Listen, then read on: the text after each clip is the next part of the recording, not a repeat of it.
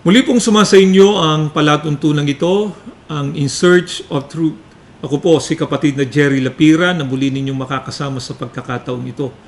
Pinakahangad po namin na ang ganito naming mga programa na ginagawa ang mga pagtalakay ng mga salita ng ating Panginoong Diyos ay nakatutulong po sa ginagawa ninyong mga pagsusuri. Sa pagkakataong pong ito ay pakinggan at panoorin po muna natin ang aming isinagawang interview sa isa naming kapatid sa Iglesia ni Cristo mula po dyan sa lokal ng Nagkaisang Nayon sa Distrito Eklesyastiko ng Quezon City. Siya po ay isang retired assistant principal sa isang elementary school dyan po sa Nagkaisang Nayon. Siya po ay dating debotong Katoliko pero ngayon ay isang napakasiglang kaanib na po sa Iglesia ni Cristo. Ang tinutukoy po namin dyan ay si kapatid na Josepina Mostaza mula nga po dyan sa lokal ng Nagkaisang Nayon. Pakinggan at panoorin po natin ang kanyang interview.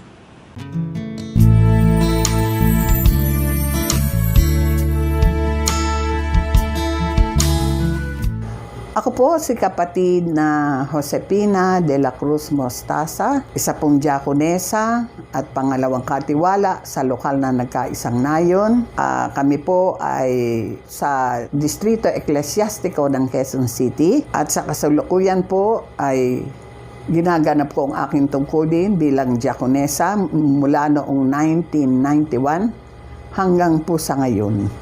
Ako po ay dating kabilang sa Iglesia Katolika Romana o yung Catholic religion. Talagang sinasampalatayanan ko po ang lahat ng mga santo na kinukonsider ko na yan ay Diyos. Kaya po mula Lunes, Martes, Miyerkules, meron pa akong Huwebes, nagnonobena po ako dyan hanggang Biyernes sa iba-ibang santo. Dahil pinaniniwalaan ko po na kapag nakapagnobena ka sa mga santong yun, ligtas ka na. Yun po ang aking pinaniniwalaan. Kaya po ako ay active member sa Iglesia Katolika noong araw. Wala po akong intensyon na mag-Iglesia ni Cristo. Kaya nga po, minsan nang uupat ako sa mga Iglesia ni Cristo, lalo na mga eskwela ko. Ngayon po ay meron po silang religion class. Dahil po nagtuturo po ako sa public school, sa elementary. Nakikinig naman po lahat ang mga eskwela ko. Tumayo po yung 5 at ang sabi, sila daw ay mga Iglesia ni Cristo at hindi daw sila dapat makinig dyan dahil hindi daw po yan totoong aral ng Diyos. Nagalit po ako. Siyempre po, hindi ako sinunod. Kasi po, yung pangangatwiran nila na hindi daw po yan ang tunay na relihiyon. Na ako po ay sumasampalataya talaga na yun ay tunay na relihiyon, yung Catholic religion. Kaya sabi ko, walang lalabas, dyan lang kayo, umupo kayo dyan, dahil ang relihiyon pare-pareho lang yan. Ngayon, hindi ko rin ho sila nakumbinse. Ang ginawa nila, nung papunta na sa harapan ng klase, yung religion teacher, nagtayuan po, nagpaalam, sorry daw po, hindi daw po sila pwedeng makinig. Pero nakita ko naman, sinundan ko, kasi baka yung bata, baka maglaro lang sila o may benches po doon na nakaupo lang sila. Wala po silang ginagawang naglalaro dun sa loob ng compound na school. Pero nainsulto po ako. Kasi teacher ako, hindi ako sinunod. Kaya sabi kong ganun, paghihigantihan ko sila, ibabagsak ko. Pero siyempre, hindi ka naman pwedeng magbagsak ng mga bata na walang record. Siyempre, hahanapin ng magulang yun. Bawal yung ganun. Yung magkakaroon ka ng yung pseudo effect kung tawagin, nagagawin mo sa bata. Parang paghihigante, bawal ho yun. Ngayon, ang ginawa ko, nag-surprise test ako, summative test surprise. Ang di ko po inaasahan, yung mga batang inaasahan kong sana mababa ang makuha, siya pong matataas pa nakuha. Yung isa pa nga po, nag-highest eh. Tapos, matataas talaga nakukuha nila. Yung inaasahan ko, yun po ang nagsibagsak, yun po ang mabababa ang nakuha. Sabi ko, paano ba ito? Hindi pa pwede ito. Sabi ko, ganun, aksyon ng putong mga ito. Kaya ang ginawa ko po, ay binigyan ko ng surprise recitation, graded recitation. Nakakasagot po eh. Yung inaasahan ko mangyayari, hindi nangyari. Kaya po sabi ko, pinabayaan ko na lang. Basta ang ginagawa ko, pag hindi sila nagre-resign, para rin ako makagante, pag hindi nila tinataas ang kamay nila, tinatawag ko. Ibig sabihin, hindi nito alam. Nakakasagot pa rin.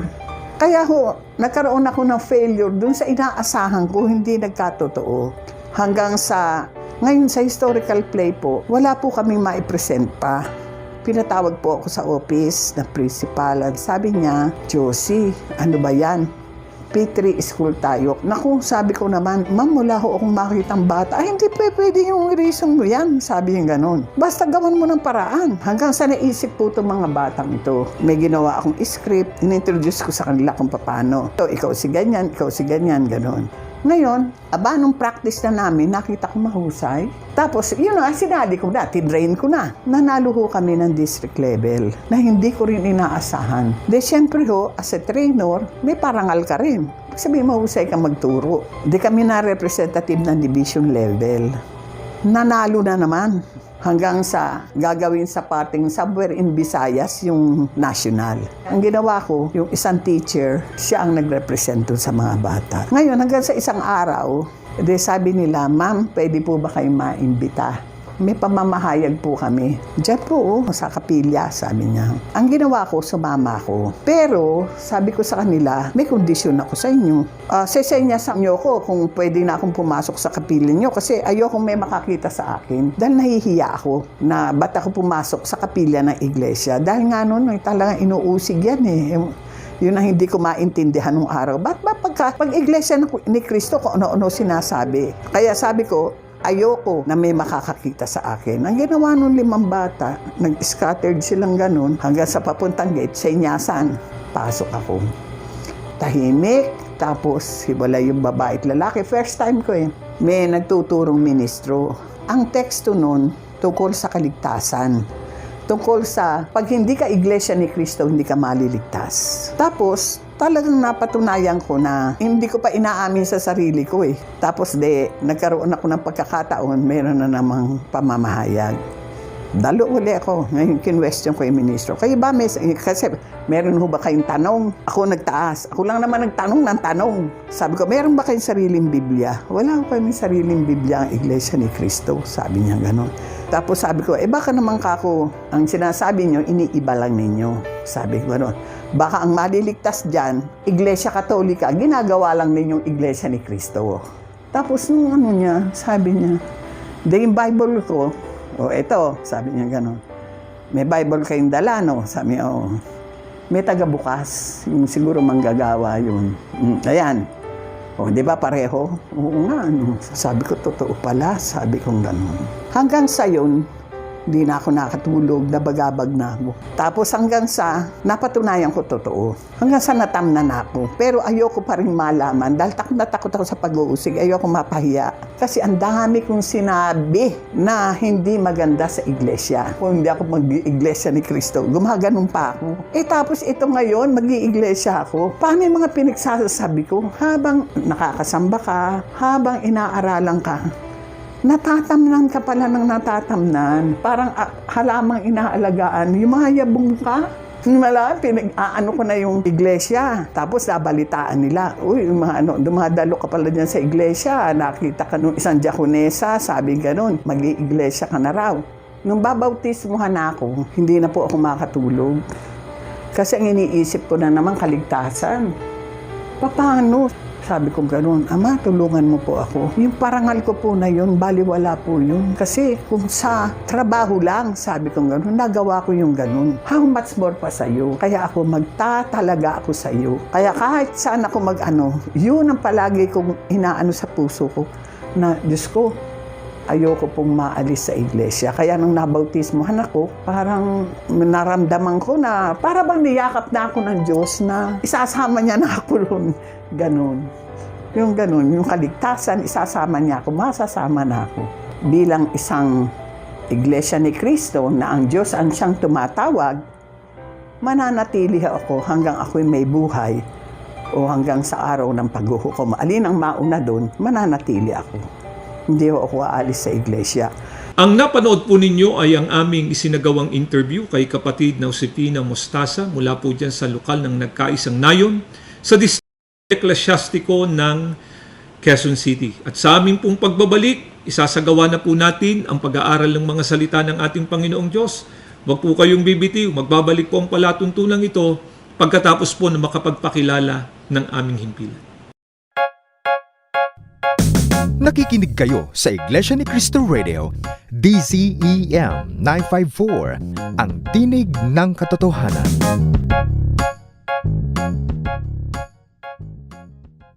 Nagbabalik po ang programang ito, ang In Search of Truth. Binabati po natin ang lahat ng mga kapatid natin sa iba't ibang panig ng mundo. Binabati rin po natin yung mga nasa proseso na ng pag-anib sa Iglesia ni Cristo. Gayon din po yung mga panayang sumusubaybay sa palatuntunang ito. Binabati rin po natin ng partikular si kapatid na Josefina Mostasa na kanina po ay ating na-interview. Si kapatid na Josefina Mostasa po ay isang masiglang diakonesa diyan sa nabanggit na lokal. Siya po ay dating kaanib sa Iglesia Katolika. Hindi po siya basta karaniwang kaanib niyan, kundi siya po ay isang debotong Katoliko. Kaya nga po, nasabi niya kanina sa interview na noon, ang kanyang ginagawa ay nagnunubena siya, wala siyang tigil sa mga pagdarasal at sa iba't ibang mga ritual na ginagawa sa Iglesia Katolika sapagkat ang kanya nga pong paniniwala noon, yun ang maghahatid sa kanya sa kaligtasan. Nabanggit din po niya na sa hinagap-an niya ay hindi niya naisip man lang na siya ay magiging kaanib sa Iglesia ni Cristo. Subalit, nabago po yung pananaw niyang yun. Nang siya po ay maanyayahan ng kanyang mga estudyante na dumalo sa isang pamamahayag ng mga salita ng Diyos sa Iglesia ni Cristo. Doon po ay nalaman niya na para ang tao ay maligtas pagdating ng araw ng paghuhukom, hindi maiiwasan ng tao na umanib sa Iglesia ni Cristo at yung mga katotohanan kanyang narinig na yon, naunawaan niya at tinanggap niya sapagkat binasa sa kanya yun mula sa banal na kasulatan. Kaya nga po nakapagpasya siya na lalo pang suriin ang Iglesia ni Cristo. At dumating po yung pagkakataon nang siya po ay maturuan na ng mga pangunahing aral ng Iglesia ni Cristo at ito ay lubos niyang tinanggap at sinampalatayanan, ay nakapagpasya po siya na tumanggap ng tunay na bautismo sa Iglesia ni Cristo. Kaya nga po, pagkatapos niyang makatanggap ng banal na bautismo, ay labis po ang kanyang kasiyahan sapagkat naunawaan niya at lubos niyang sinampalatayanan na ang pagtanggap niya ng tunay na bautismo sa loob ng tunay na iglesia ay nangangahulugan na meron na siyang karapatan sa pagtatamo ng kaligtasan pagdating ng araw ng paghuhukom. Mga mahal po naming mga taga-subaybay, ito nga po ang naitatanong sa amin ng mga nagsusuri, nakikinig sa Iglesia ni Cristo. Kung bakit daw po kailangan pa silang tumanggap ng bautismo sa Iglesia ni Cristo. Kahit daw sa dati nilang reliyon o sa reliyon na ngayon ay kinabibilangan nila ay nabautismuhan o nabinyagan na sila. Mahalaga pong malaman natin ito at maunawaan natin. Sino nga po ba ang nagturo na para maging tunay na alagad ng ating Panginoong Kristo ay dapat na tumanggap ng tunay na bautismo? Pakinggan po ninyo at babasahin ko ang nakasulat dito po sa Mateo 28:19 hanggang 20, ganito ang mababasa natin. Dahil dito, magsiyawin nga kayo at gawin ninyong mga alagad ang lahat ng mga bansa, na sila'y inyong bautismuhan sa pangalan ng Ama at ng Anak at ng Espiritu Santo, na ituro ninyo sa kanila na kanilang ganapin ang lahat ng mga bagay na iniuutos ko sa inyo, at narito, ako'y sumasa inyong palagi hanggang sa katapusan ng sanglibutan.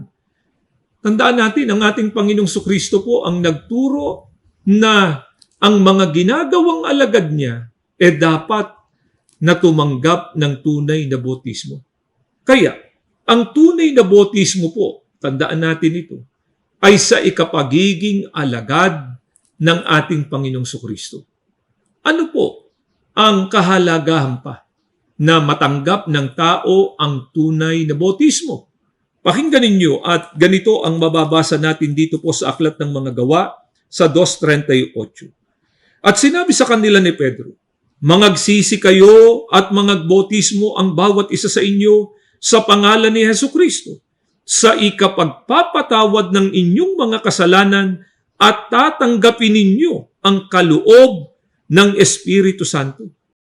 Tandaan natin, ang tunay na bautismo po ay hindi lamang sa ikapagiging alagad ng ating Panginoong Sukristo, kundi sa ikapagpapatawad po ng kasalanan at pagtanggap po ng Espiritu Santo.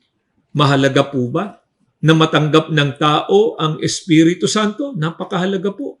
Sapagkat ang katumbas po na ang tao ay tumanggap ng Espiritu Santo, siya po ay kabilang na sa mga hinirang, mga alagad ng ating Panginoong Diyos na tatanggap ng lahat ng kanyang mga pangako.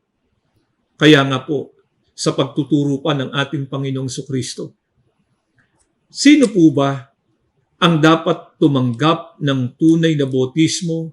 Ano ang dapat na matupad ng isang bobautismuhan? At ano ang pangako kapag natanggap ng tao ang tunay na bautismo? Pakinggan po ninyo dito po sa Marcos sa 16:15-16 ay ganito ang pagtuturo ng ating Panginoong Sukristo. Pakinggan nyo. At sinabi niya sa kanila, "Magsiyaong kayo sa buong sanglibutan at inyong ipangaral ang ebanghelyo sa lahat ng kinapal. Ang sumasampalataya at mabautismuhan ay maliligtas. Dadapwat ang hindi sumasampalataya ay parurusahan." Ayon po sa ating Panginoong Sukristo, ano pa ang dapat na matupad sa isang tatanggap ng tunay na bautismo? Kinakailangan siya ay sumasampalataya. At para marating niya ang tunay na pananampalataya, ano muna ang kinakailangan gawin? Kinakailangan munang pangaralan siya ng ebanghelyo. Ang mangangaral sa tao ng ebanghelyo, ng mga salita ng Diyos, tunay na sugo ng ating Panginoong Diyos. Sapagkat sa tunay na sugo ng ating Panginoong Diyos, ipinagkatiwala ang mga salita ng ating Panginoong Diyos. Kaya pagka natanggap ng tao ang tunay na aral mula sa tunay na sugo ng ating Panginoong Diyos, ang isa sa dapat na matiyak sa tatanggap ng bautismo, siya po ay lubos na sumasampalataya.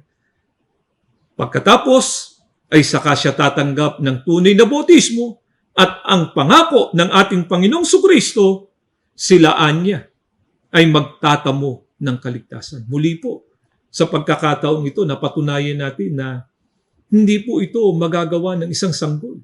Ang isang sanggol po ay hindi maaaring sumampalatay sapagkat wala pa nga po sa kaustuhan ng pag-iisip para maunawaan niyang mga salita ng ating Panginoong Diyos na siyang pinagmumulan ng tunay na pananampalataya. Kaya, ang sanggol po sa Iglesia ni Cristo hindi po binibinyagan. Kung meron man pong binobotismuhan dito sa loob ng Iglesia ni Cristo, yung nakapasa po, batay po sa pamantayan na itinuro po ng banal na kasulatan ng mga apostol at ng ating Panginoong Sukristo. Una, tinitiyak na sila'y napangaralan ng mga salita ng ating Panginoong Diyos, natitiyak na sila'y sumasampalataya, nagsisi sa nagawa nilang kasalanan, saka po sila tatanggap ng tunay na bautismo. Maaaring sabihin po nung iba, sa amin din po, meron din naman pong bautismo. Ang itatanong po natin ngayon sa banal na kasulatan, lahat po ba ng pagbobotismo tunay na bautismo? Natitiyak po nating hindi. Sapagkat ang tunay na bautismo, magagawa lamang po yan sa tunay na iglesia. Ano po ang katunayan? Saan po ba isinasangkap yung mga tumanggap ng tunay na bautismo? Pakinggan ninyo, Biblia po ang babasahin namin sa inyo. Dito po sa unang Korinto sa 12 ang talatay 13, ganito po ang nakasulat, pakinggan ninyo. Tayong lahat, maging Hudyo o Grego, alipin o Malaya, ay binautismuhan sa iisang espiritu upang maging sangkap ng isang katawan at tayo umiinom sa iisang espiritu. Napansin niyo po ba? Ang tumanggap ng tunay na bautismo, isinasangkapan niya sila sa isang katawan. Binibigyan din po namin yung salitang isang katawan. Bakit?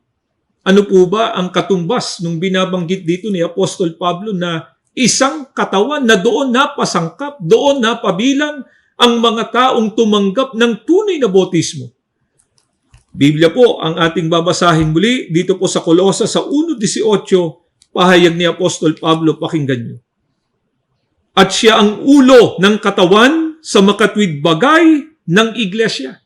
Tandaan po natin, ang katumbas ng binabanggit na isang katawan na doon napasangkap, doon napabilang yung mga tumanggap ng tunay na bautismo, ito po ang nag-iisang iglesia na pinangunguluhan ng ating Panginoong Jesucristo. Kaya, ang tumanggap po ng tunay na bautismo, hindi po sila nakakalat sa iba't ibang iglesia. Sila po ay napasangkap, sila po ay napabilang sa iisang tunay na iglesia. At kung alin yung nag-iisang tunay na iglesyang yun, iglesia na ang pangulo nila ay ang ating Panginoong Jesucristo. Alin pong iglesia yan? Sapagkat lahat po ng mga nagpapakilalang sila raw ay iglesia, nag-aangking sila daw yung tunay na kay Kristo. Para wag po tayong magkamali, mga mahal po naming mga taga-subaybay, Biblia rin po ang ating sangguniin. Alin nga po bang iglesia? Yung pinangunguluhan ng ating Panginoong Jesucristo. Pakinggan ninyo, dito po sa Gawa 20:28, salin po ni Ginoong George M. Lamsa, sa Gawa 20:28, sa pagkakasali na po ito sa wikang Pilipino natin basahin, pakinggan ninyo. Ingatan ninyo kung gayon ang inyong mga sarili at ang buong kawan. Narito'y hinirang kayo ng Espiritu Santo ng mga katiwala upang pakanin ang Iglesia ni Kristo na binili niya ng kanyang dugo. Ang nag-iisang tunay na iglesia po, batay sa pagtuturo ng Biblia, ay walang iba kundi ang Iglesia ni Kristo. Kaya, ang mga tumanggap po ng tunay na bautismo, napabilang po sila sa loob ng Iglesia ni Kristo. Kaya, ang tunay na bautismo po, matatanggap lamang ng tao dito po sa loob ng Iglesia ni Kristo. Kaya, kahit nga po ang isang taong umaanib sa Iglesia ni Kristo ay binyaga na o nabautismuhan na sa dati nilang reliyon, hindi po maiiwasan na tanggapin ang tunay na bautismo sa tunay na iglesia sapagkat naririto nga po sa tunay na iglesia ni Kristo ang tunay na bautismo na kapag tinanggap ng tao, magiging alagad siya ng ating Panginoong Jesucristo. Mapapatawad siya sa kanyang mga kasalanan at higit sa lahat, pinangakuan ng ating Panginoong Jesucristo ng kaligtasan pagdating ng araw ng paghukom. Kaya, kung gusto po nating maligtas, ano ang hindi natin maiiwasan? Tugunin po natin itong panawagang ito ng ating Panginoong Jesucristo. Ano po itong panawagang ito ng ating Panginoong Jesucristo na napakahalagang dapat tugunin na po ng bawat isa sa atin? Pakinggan ninyo dito po sa Juan, sa 17 at 9 ng The Revised English Bible, sa pagkakaliwat na po sa wikang Pilipino natin ito basahin, pakinggan po ninyo. Kaya muling nagsalita si Jesus, buong katotohanan ang sinasabi ko sa inyo, ako ang pintuan ng kulungan ng mga tupa, ako ang pintuan. Sino man na pumasok sa loob ng kawan sa pamamagitan ko ay maliligtas. Ito po ang panawagan ng ating Panginoong Jesucristo. Ang sabi niya, sinasabi niya yung katotohanan. Siya yung pintuan para ang tao ay magtamo ng kaligtasan, dapat na pumasok sa Kanya. At ang mga taong tunay na pumasok sa Kanya, napabilang sa kawan. Binasa na po namin sa inyo sa Gawa 20:28 kanina, kung alin yung kawan, ito po ang Iglesia ni Kristo. Kaya napakahalaga po na tumugon na po ang bawat isa sa inyo sa panawagang ito ng ating Panginoong Jesucristo na magsama-sama na po tayo sa loob ng tunay na Iglesia ni Kristo. Pero maaari pong sabihin ng iba sa inyo, paano po ba ako magiging kaanib sa Iglesia ni Kristo? Kinakailangan po na pagdaanan natin yung proseso na itinuro ng ating Panginoong Sukristo at ng mga apostol.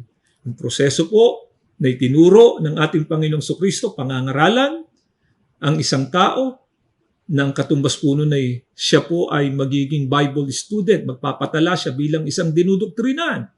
Pagkatapos na siya ay maturuan ng mga salita ng ating Panginoong Diyos, dapat tiyakin na siya sumasampalataya, kaya susubukin muna siya. At pagkatapos nun, saka po siya tatanggap ng banal na bautismo. Ito nga po ang mga katotohanang naunawaan ni kapatid na Josefina Mostaza. Kaya, kinasabikan niya noon ang pagtanggap ng tunay na bautismo. Sapagkat alam niya, pagka natanggap niya ang tunay na bautismo, magiging alagad siya ng ating Panginoong Sukristo, mapapatawad ang kanyang kasalanan, at may pag-asa na siya sa pagtatamo ng kaligtasan. At si kapatid na Josefina Mostaza po ay mayroong paanyaya sa mga hindi pa kaanib sa Iglesia ni Cristo. Pakinggan at panoorin po natin ang kanyang paanyaya.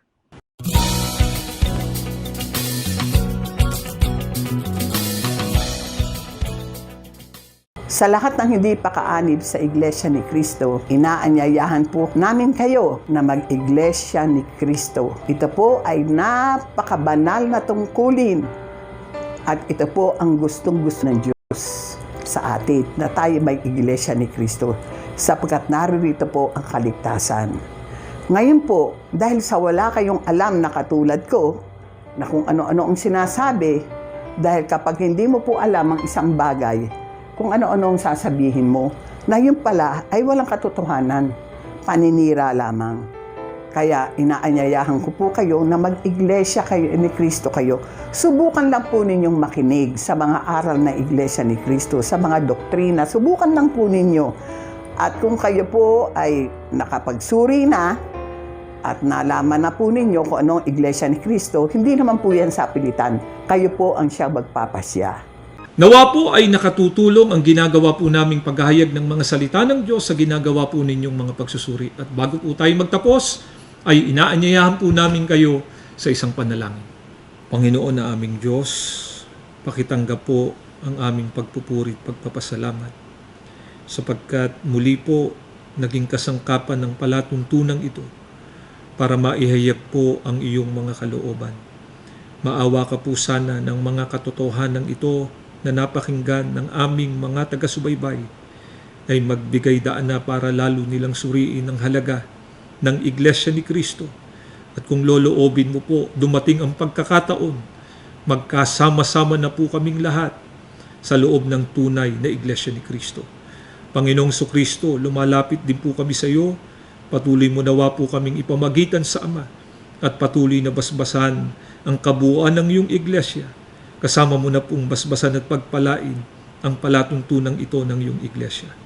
Ama, buo na po ang aming pag-asa. Pinakikinggan mo po ang aming mga panalangin. Pinagpala mo higit sa amin ang aming namamahala. Ang lahat ng ito hinihiling na po namin sa pangalan po ng aming tagapagligtas na si Kristo Jesus. Amen.